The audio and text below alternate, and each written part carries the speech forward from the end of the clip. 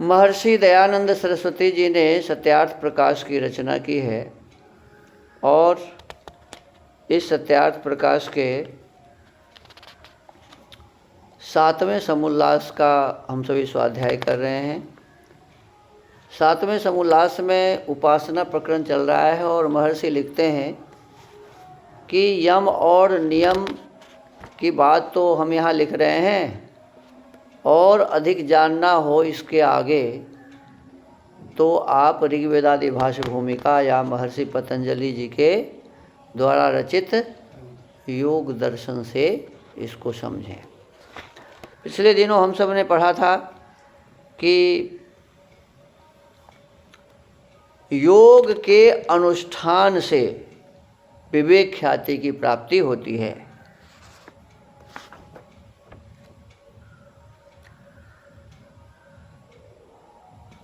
कहते हैं कि उपासना योग के 8 अंग लिखते हैं जिनके अनुष्ठान से अविद्यादि दोषों का क्षय हो जाता है। जैसे अभी वेद में कहा था ना, माने उसको जला देते हैं। अविद्यादि दोषों का क्षय माने अविद्या आदि दोष मिट जाते हैं और ज्ञान के प्रकाश के वृद्धि होने से जीव यथावत मोक्ष को प्राप्त हो जाता है, विवेक ख्याति हो जाता है। तो कहते हैं अविद्या आदि दोष नष्ट हो जाते हैं और ज्ञान के प्रकाश की वृद्धि होती है। और उसकी वृद्धि कब तक होती है? तो कहते हैं मोक्ष को प्राप्त होने तक, यथावत मोक्ष को प्राप्त हो जाता है। और इसके लिए बताते हैं कि यम, तो यम का मतलब बता दिया कि दूसरा नियम, तीसरा आसन, चौथा प्राणायाम, 5वां प्रत्याहार, 6ठा धारणा, 7वां ध्यान और 8वां समाधि, ये सब उपासना योग के अंग कहते हैं। और 8 अंगों का सिद्धांत रूप फल संयम है। 8 अंगों का जो फल है वो क्या है? सिद्धांत रूप फल संयम है। तो उसमें कहते हैं कि पहला है अहिंसा। 5 यम में पहला क्या है? अहिंसा। सब प्रकार से, सब काल में, सब प्राणियों के साथ बैर छोड़ना। सत्य है, अपने जीवन में सदा जैसा जानते हैं वैसा ही बोलना, जैसा अपने ज्ञान में हो वैसा ही सत्य बोले। फिर औस्तेय है कि किसी का भी पदार्थ हो उसको बिना उससे पूछे नहीं लेना। ब्रह्मचर्य का इसमें लिखते हैं कि विद्या पढ़ने के लिए बाल्यावस्था से लेकर सर्वथा जितेंद्रिय होना और 25वें वर्ष से लेकर 48 वर्ष पर्यंत विवाह करना। 25 वर्ष से कम में विवाह कभी भी नहीं करना चाहिए और 48 वर्ष तक विवाह की बात लिखते हैं। 48 वर्ष पर विवाह करना। फिर पर स्त्री, वेश्या आदि का त्यागना, सदा ऋतुगामी होना। ऋतुगामी का मतलब बताए थे आप लोगों को एक बार। माताओं में, महिलाओं में जो एक क्रिया होती है, माताओं के शरीर से गंदगी बाहर निकलती है प्रत्येक महीना, और वो जिस दिन शुरू होता है ना उससे लेके 16 दिन के समय का नाम है ऋतुकाल। क्या है? ऋतुकाल। तो उसी में संतान उत्पन्न करने के लिए वही समय होता है। उसमें लिखा है कि वो सबसे अच्छा संतान 16वें दिन होता है। पुत्र जोड़ा जोड़ा, जैसे 6ठा, 8वां, 10वां, 12वां, 14वां, 16वां, ये पुत्र प्राप्ति के योग हैं और सबसे अंतिम दिन सबसे अच्छा होता है। ऐसे ही पुत्री प्राप्ति के दिन में लिखा हुआ है कि 5वीं, 7वीं, 9वीं, 11वीं, 13वीं और 15वीं ये पुत्री प्राप्ति के योग हैं। सबसे अंत वाला सबसे अच्छा है। इस बीच में लिखा हुआ है कि 11वां और 13वां को माने छोड़ दिया जाता है। फिर अष्टमी हो और चतुर्दशी हो तो उसको छोड़ दिया जाता है। अमावस्या और पूर्णिमा हो तो छोड़ दिया जाता है। ऐसे कुछ नियम बताए हुए हैं। तो इसमें कहा कि जो ऋतु के अनुकूल ऋतुगामी होते हैं, विद्या को ठीक ठीक पढ़ के सदा पढ़ाते रहना, ये ब्रह्मचर्य का लक्षण बताए। और उपस्थित इंद्रिय का सदा नियम करना। पांचवा कहते हैं अपरिग्रह अर्थात विषय और अभिमान आदि दोषों से रहित होना। ये 5 यम बताए थे और फिर 5 नियम भी है, शौच, संतोष, तप, स्वाध्याय, ईश्वर प्रणिधान। तो यहाँ उसका थोड़ा सा फल बताए हुए हैं कि यदि मान लीजिए हम अहिंसा, शौच, संतोष, तप, स्वाध्याय, ये क्या है? तो इसका कहते शौच है पवित्रता, बाहर की पवित्रता और भीतर की पवित्रता, दोनों प्रकार की पवित्रता होनी चाहिए। भीतर की पवित्रता के लिए बताया कि शुद्धि, धर्माचरण, सत्यभाषण, विद्याभ्यास, सत्संग आदि शुभ गुणों का आचरण। और बाहर में जल आदि से हम जहाँ रहते हैं वो स्थान, जो बर्तन में खाते हैं वो बर्तन, जिस वस्त्र को पहनते हैं वो वस्त्र, हमारा शरीर, ये सभी क्या होना चाहिए? ऊपर से शुद्ध। फिर कहते हैं संतोष, जो सदा धर्मानुष्ठान से अत्यंत पुरुषार्थ करके प्रसन्न रहना और दुख में शोकातुर न होना, ये संतोष है। किंतु आलस्य का नाम संतोष नहीं। तीसरा कहा तप, कहते जैसे सोने को अग्नि में तपा के निर्मल कर देते हैं, वैसे ही आत्मा और मन को धर्माचरण और शुभ गुणों के आचरण से बिल्कुल निर्मल कर देना। चौथा है स्वाध्याय, मोक्ष विद्या विधायक वेद शास्त्र का पढ़ाना, वेद और वेदानुकूल ग्रंथों को पढ़ाना। फिर ओंकार का जप, ओंकार के विचार से ईश्वर का निश्चय करना और कराना। पांचवा ईश्वर प्रणिधान। ईश्वर प्रणिधान का मतलब होता है सब सामर्थ्य, जो भी हमारे पास सामर्थ्य है, सब सामर्थ्य, सब गुण, प्राण, आत्मा और मन के प्रेम भाव से आत्मादि सत्य द्रव्यों का ईश्वर के लिए समर्पण करना। ये 5 नियम भी उपासना, ये सब उपासना के अंग हैं। अब इससे फल क्या मिलता है, इस पर चर्चा थोड़ी सी होगी। अब 5 यम और 5 नियमों के यथावत अनुष्ठान का फल कहते हैं। अर्थात जब अहिंसा धर्म निश्चय हो जाता है तब उस पुरुष के मन से वैर भाव छूट जाता है। यदि अहिंसा पक्का हो गया तो क्या होगा जी? कहते हैं पुरुष का अन्य पुरुष का भी वैर भाव छूट जाता है। कई उदाहरण इसमें आए हैं। स्वामी श्रद्धानंद जी के संबंध में वो स्वयं अपने कल्याण मार्ग के पथिक में लिखते हैं कि एक जगह मैं गया, किसी ने कहा कि यहाँ एक वैद्य आते हैं, मुझे उस वैद्य से दिखाना था। तो रात में वो बताया कि रात में 10 बजे से लेकर के और 3 बजे सुबह तक वो मिलते हैं। अब ये जब गए वहाँ तो देखा कि वो ध्यान मग्न है। अब ध्यान मग्न है तो कैसे टोके? अब वे देखते रहे, घड़ी मिलाते रहे। जब 3 बजा तो एक शेर दौड़ा हुआ आ रहा है, चिल्लाता हुआ, चिघाड़ता हुआ, और इनके मन में हुआ कि अब तो ये बाबा को खा जाएगा। अब तो हमारी जो इच्छा थी इनके मिलने से तो होगा नहीं। देखा कि शेर आया और शेर वो जो पद्मासन में बैठे हुए थे उनके गोदी में अपना सिर रख दिया ऐसे। देखो ये कितना हिंसक होता है शेर, सबसे बड़ा हिंसक वही होता है। उनके गोदी में अपने सिर को रख दिया और इन्होंने कहा जा बेटा, ऐसे उनके सिर पर हाथ चला गया, जा बेटा। और फिर वो जिधर से आया था उधर ही चला गया। ये आश्चर्यचकित हो गए। अपने स्वामी श्रद्धानंद जो गुरुकुल कांगड़ी स्थापना की, उन्होंने ऐसा लिखा है कि मैंने देखा। और वो गए तो उनसे पूछे, अब तो समझ गए कि अब तो जग गए हैं, क्योंकि वो आवाज़ निकाले थे कि जा बेटा। अब वो जब उनसे मिले तो उनसे पूछा सबसे पहले यही कि ये क्या हुआ कि वो आया और चला गया। तो उन्होंने कहा कि मुझे ये पता नहीं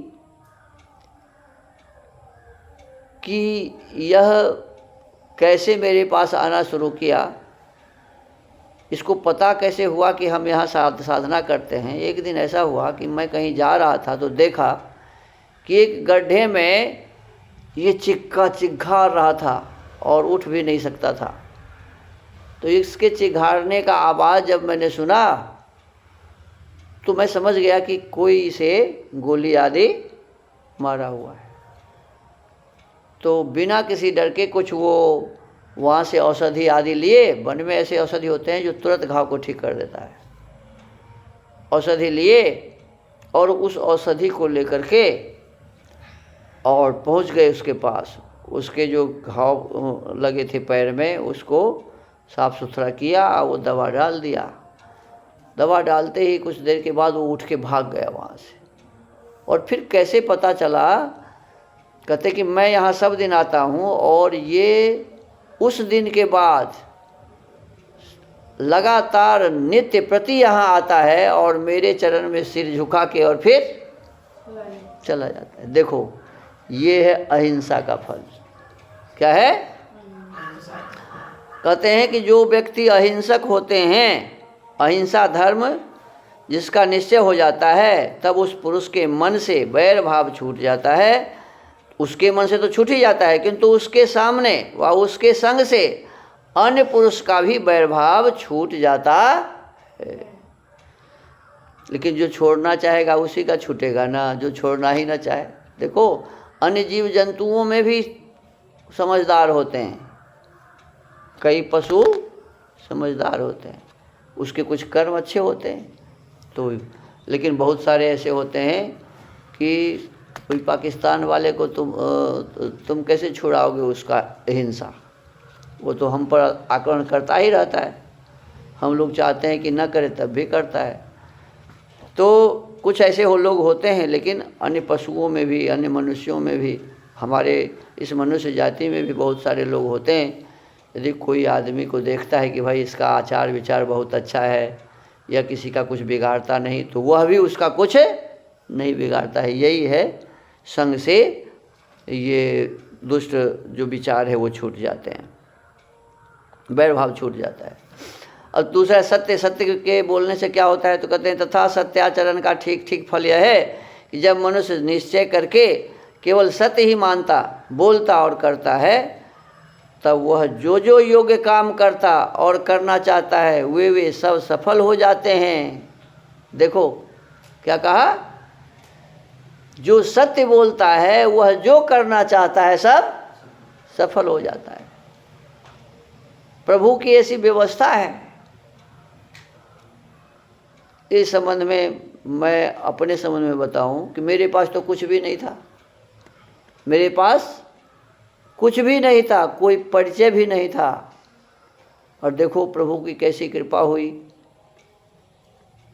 आज जिस परिस्थिति में हम हैं, वो जिस स्थिति में थे उससे बहुत ऊंची स्थिति है, बहुत ऊंची स्थिति है। तो ये जो स्थिति बनी कैसे, इसका एक ही बात है कि मैं अपने हृदय के भाव को इस ढंग का बना लिया था कि मुझे सच्चाई के साथ सभी काम करने, और मैं वहाँ से यहाँ तक पहुँचा। और भी आगे पहुँच सकते हैं, प्रभु की कृपा होगी। तो हमको आपको विशेष रूप से इस बात का ध्यान रखना चाहिए कि यदि हम आप सही रास्ते पर चलेंगे तो लोग इस प्रकार के हैं कि उनका आशीर्वाद आपको मिलेगा और आप सब प्रकार से अपने जीवन को ऊंचा उठा सकते हैं। लेकिन इसमें सच्चाई होनी चाहिए, सत्यता होनी चाहिए, निष्ठा होनी चाहिए। देखो अभी कार्यक्रम हुआ था, 13 लाख खर्चा हो गए, आमद हुआ 6 लाख। कैसे मनी इतनी बड़ी राशि कैसे चुकाई जाएगी? अब देखो मैं एक पत्र लिख दिया अपने जो गुरुकुल के संरक्षक हैं, सबसे श्रेष्ठ इस गुरुकुल को आगे बढ़ाने वाले सधे महाशय श्रीमान दीनदयाल जी गुप्त हैं। उन्होंने एक मुश्त 5 लाख रुपया इस कर्ज को सधाने के लिए भेज दिया, और भी बहुत सारे कुछ लोग दिए, और वो कर्ज सध भी गया। ये बहुत बड़ी बातें होती है, क्योंकि मैंने जो कुछ भी किया था न तो अपने परिवार के लिए किया था, न घर के लिए किया था, न अपने लिए किया था, बस इस समाज और इस संस्था को ध्यान में रख के किया था, और जो किया था तो प्रभु की ऐसी कृपा हुई, कार्य भी सफल हुए। 22 जिला से लोग आए और कुछ नेपाल से भी 12 जिला और उधर से कुछ लोग आए। तो कोई भी व्यक्ति यदि सच्चे हृदय से काम करता है तो परमात्मा उसका सहयोग करते हैं और किसी चीज़ की कोई कमी नहीं रहती। देखो, जब मैं पूरे बिहार में सत्यार्थ प्रकाश बांटने की योजना लेकर के चला तो मेरे पास कुछ भी नहीं था, कुछ भी नहीं था। बस योजना बना लिया कि मुझे पूरे बिहार के जितने अधिकारी हैं, मुख्य अधिकारी, जैसे DM, SP, SDO, DSP, BDO, CO, थाना प्रभारी, इतने लोगों के हाथ में सत्यार्थ प्रकाश दूंगा, ये सोच के निकला था। और देखो, प्रभु की ऐसी कृपा हुई कि 500-700 सत्यार्थ प्रकाश के स्थान पर हम 4000 सत्यार्थ प्रकाश लोगों के हाथ में दिए। जहाँ जहाँ गए, स्कूलों में, गांव के लोगों में, हर जगह सत्यार्थ प्रकाश बांटा। और मेरे घूमने का परिणाम क्या हुआ, तो बहुत सारे लोग ऐसे हैं जो उसको पढ़ते हैं। और एक दिन तो हमारी जो स्वाध्याय होता है ना सत्यार्थ प्रकाश का, सत्यार्थ प्रकाश के स्वाध्याय में 7 से 8 हम करते हैं प्रतिदिन। उसमें एक बीडीओ साहब इसमें जुड़े हुए थे, बांका जिला है, वहाँ से बीडीओ साहब जुड़े हुए थे। मुझे जब मैं बाद में उनसे पूछा तो कहा कि मैं बांका में हूँ, आपने मुझे सत्यार्थ प्रकाश दे गया था।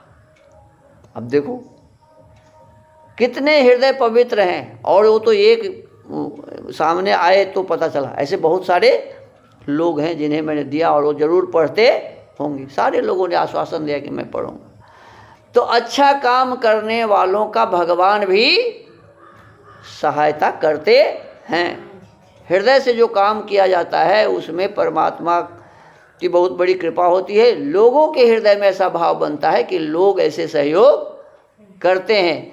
तो हमको आपको ये ध्यान रखना चाहिए कि सत्य के प्रतिष्ठा से, सत्य आचरण का ठीक ठीक फल यह है कि जब मनुष्य निश्चय करके केवल सत्य ही मानता, सत्य ही बोलता और सत्य ही करता है, तब वह जो योग्य काम करता और करना चाहता है, देखिए क्या क्या लिखा, जो भी योग्य काम करता है व करना चाहता है वे सब सफल हो जाते हैं। मैं तो अपने जीवन में देखा है ऐसे करके, मुझे तो ऐसा प्राप्त हुआ है। तो आप लोग भी अभी से इस प्रकार की भावना बनाइए कि अपने जीवन में सत्य के अलावा कभी भी झूठ व्यवहार नहीं करना है। अभी से आप लोगों को ऐसा चाहिए। करेंगे तो निश्चित रूप में आपका जीवन सफल होगा, आपके माता पिता भी सुखी होंगे, आने वाला समय भी आपका अच्छा होगा।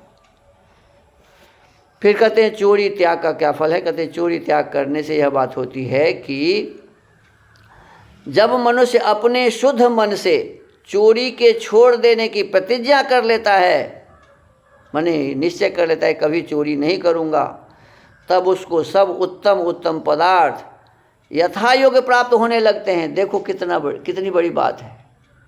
यदि अपने आत्मा से, मन से चोरी का आप त्याग कर देंगे तो क्या मिलेगा, जो कुछ भी उत्तम पदार्थ है सभी आपको प्रभु की व्यवस्था में मिलेगी। तब उसको सब उत्तम पदार्थ यथा योग्य प्राप्त होने लगते हैं। और चोरी इसका नाम है कि मालिक की आज्ञा के बिना अधर्म से उसकी चीज़ को कपट से व छिपा कर ले लेना, ये चोरी है। तो कभी भी हमें ऐसे चोरी नहीं करनी चाहिए। फिर ब्रह्मचर्य सेवन से यह बात होती है कि जब मनुष्य बाल्यावस्था में विवाह न करे, उपस्थ इंद्रिय का संयम रखे, वेदादि शास्त्रों को पढ़ता रहे, विवाह के पीछे भी ऋतुगामी बना रहे और परस्त्री गमन आदि व्यभिचार को मन कर्म वचन से त्याग देवे, तब 2 प्रकार का वीर्य अर्थात बल बढ़ता है। एक शरीर का बल, एक ब्रह्मचर्य से ही शरीर का बल बढ़ता है, और दूसरा बुद्धि का बल। वह व्यक्ति बुद्धिमान हो जाता है। अभी आप कह रहे थे ना, जो ब्रह्मचर्य का ठीक ठीक पालन करेंगे उसकी बुद्धि भी बहुत अच्छी हो जाती है। वह विशेष प्रकार से विचार कर सकता है, उसकी स्मरण शक्ति बहुत तीव्र हो जाती है। तो ये ब्रह्मचर्य का पालन बहुत ही गंभीरता से करना चाहिए और बचपन से ही सीखना चाहिए। कई आदमी ऐसे मूर्ख होता है, महिलाओं के पास जाकर के बैठना चाहेगा। बहुत ऐसे लोग होते हैं कि जहाँ महिला है चलो वहाँ जाकर के बैठते हैं। अरे ये गलत व्यवहार है, ऐसा करने से आप गलत बन जाएंगे। महिलाओं से हमेशा, खास करके ब्रह्मचारी को बहुत दूर रहना चाहिए, किसी भी उम्र की महिला हो। और महिला सामने बैठा हो तो उसके तरफ नहीं देखना चाहिए, मूड़ी नीचे करके, ऐसे आंख अपने नीचे करके वहाँ जाना चाहिए। ये नियम है। यदि सामने को पता चल गया कि सामने महिला है तो उसके तरफ बार बार देखना, ये भी भ्रष्टाचार है। ये सब आप यदि अभी से पालन करेंगे तो आने वाले समय में आपकी भी बुद्धि बहुत अच्छी हो जाएगी और शरीर भी बहुत अच्छा बन जाएगा। उसके बढ़ने से मनुष्य अत्यंत आनंद में रहता है। शरीर और बुद्धि यदि ठीक है तो मनुष्य बहुत आनंद में रहता है। और अपरिग्रह का फल बताते हैं। अपरिग्रह का फल यह है कि जब मनुष्य विषयासक्ति से बचकर सर्वथा जितेंद्रिय रहता है तब मैं कौन हूँ। देखो, अपरिग्रह का फल यह है कि जब मनुष्य विषयासक्ति से बचकर, विषयासक्ति का मतलब हुआ माने कान से अलबल सुनने का आदत नहीं होना चाहिए, त्वचा से बेकार चीज़ों को छूने के भाव नहीं होने चाहिए। कई व्यक्ति को तो लड़का को ऐसे लड़का पजिया लेता है, गलत है, नहीं समझ में आया। किसी लड़का किसी लड़की के शरीर में भी भिड़ना नहीं चाहिए, ये सब गलत बातें हैं। तो कहते हैं कि जो विषयासक्ति से अलग रहेगा, माने कान का विषय है शब्द, त्वचा का विषय है स्पर्श, आँख का विषय है रूप, ये देखा वो देखा। कई आदमी माने अभी ऐसे ऐसे करता रहता है, ये अच्छी बात नहीं है। संयम रखो इस पर। और जिह्वा का तो इतना है पता नहीं, ये खाओ वो खाओ, कितना भी खा लो, जिह्वा मन में संतोष होता ही नहीं रहता, खाते रहते। तो जिह्वा, और फिर नासिका का विषय है गंध। कई आदमी सेंट वाला आएगा तो ये सेंट दो वो सेंट दो, सेंट में लगा रहता है। ये विषयों से आदमी को बच के, विषयासक्ति से बचकर सर्वथा जितेंद्रिय रहता है तब मैं कौन हूँ क्या पता चलता है कि मैं कौन हूँ, कहाँ से आया हूँ क्या पता चलता है, मैं कहाँ से आया हूँ और मुझको क्या करना चाहिए क्या पता चलता है, मुझको क्या करना चाहिए और क्या नहीं करना चाहिए। अर्थात क्या काम करने से मेरा कल्याण होगा इत्यादि शुभ गुणों का विचार उसके मन में स्थिर होता है। ये ही 5 यम कहते हैं। इनका ग्रहण करना उपासकों को अवश्य चाहिए, माने ये सबसे महत्वपूर्ण है। इन 5 का अभ्यास करके और उसके माध्यम से देखिए कितना लाभ है। जो चाहे आप सब मिलेगा, बताओ इतनी बड़ी बात है। लेकिन लोग चोरी छोड़ ही नहीं रहा है तो कैसे मिलेगा। तो आज के इस सत्यार्थ प्रकाश के स्वाध्याय को अब यहीं विराम देते हैं। ये विषय अभी चलेगा, उपासना का विषय चल रहा है। तो आपसे निवेदन है कि आप आगे भी इस विषय वस्तु को सिर्फ कर देखते रहें और इसके अनुसार अपने जीवन को बनाएं। जब तक हम कोई चीज़ सुनते हैं और उसके अनुसार अपने जीवन को नहीं बनाते हैं तो फिर आपके लिए कोई महत्वपूर्ण बातें नहीं है।